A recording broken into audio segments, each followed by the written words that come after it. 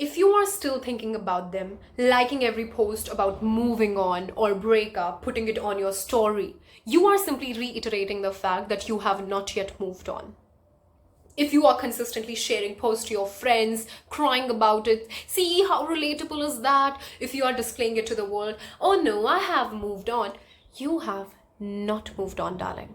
Because if you would have moved on, you would be so fine with yourself, you would be so healed that all these posts you wouldn't even notice. We only notice things that are actually happening in our brains, only notice things that we are thinking about, right?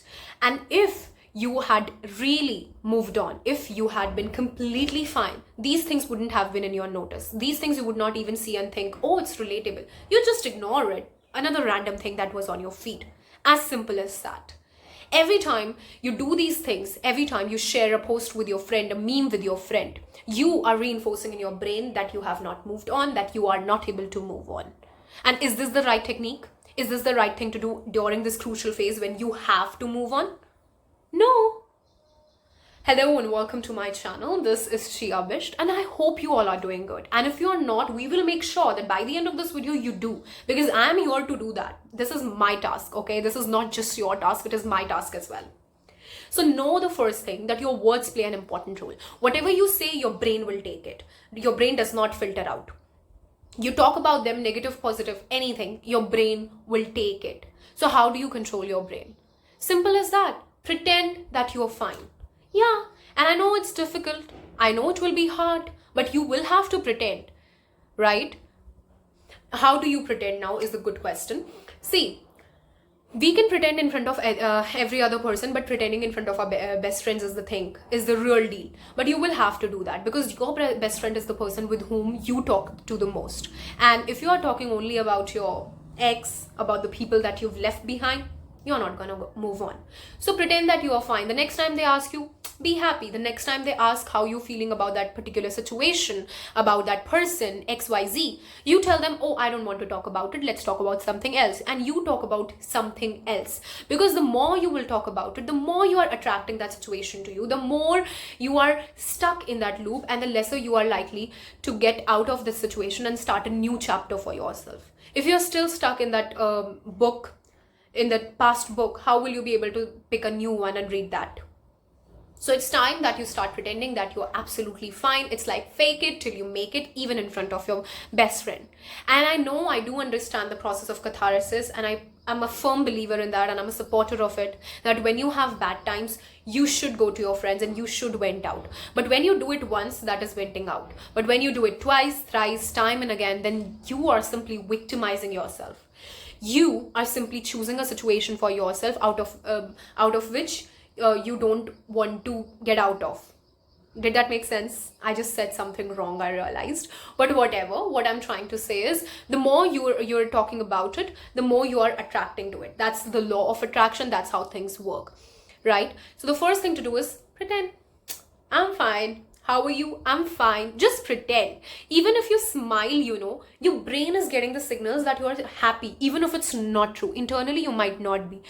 And soon you will realize that, yeah, you're actually feeling happy. That's what happens with the actors. When they are playing a role, they get so involved in it that they actually start adapting the characters because they are pretending. Your brain does not know the difference. If you're smiling, that is smiling for your brain. It doesn't know if you're faking it or not, but you will. So that is something that you need to do first. The second thing is work on your thoughts. Your thoughts are everything. Your thoughts control everything. And how do you work on your thoughts? Every time you think about that person, you change your mind. You direct your mind onto something else. Because our brain has this nasty trick. What it does is, every time we reminisce certain moments, it tends to change it. It tends to glorify it. Even if it was a mundane moment, at that point, it will certainly glorify it. And if you think about that person from whom you want to move on, it will definitely glorify it because you don't have that person. It wants you to stay stuck. Your thoughts want you to stay stuck. So they will glorify those moments and you will be melting. You'll think, oh, they were so good. When they were not. You know it deep down they were not, because if they were, You wouldn't be here. You wouldn't be watching this video. You wouldn't be so hurt. You wouldn't be crying right now.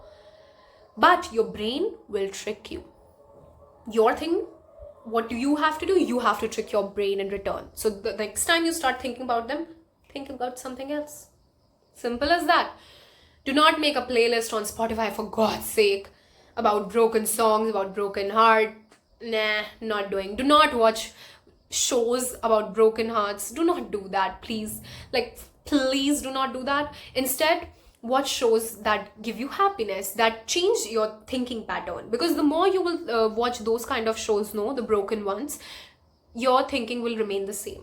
So you need to watch shows that make you happy. You need to watch shows that are action-packed, drama-packed, okay, that change the thought patterns and change the way you are looking at things at this present moment.